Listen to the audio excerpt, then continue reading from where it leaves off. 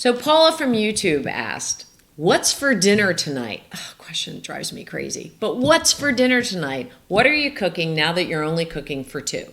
We cook, what do we cook? We cook. We're actually not our greatest strength right now, but we do work hard on it. We will tend to cook a big meal Monday night and have leftovers on Tuesday. Right.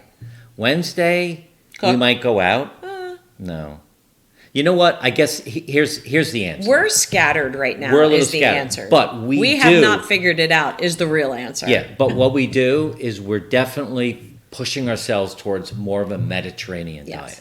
So we go online and we find meals with chicken and beans and things like that, and that's actually more fun, and it tastes good, doesn't it? Yeah. We love olives and One of the things that we've started to do, which we weren't able to do before we retired, is really making the event of cooking more the event than the event of eating.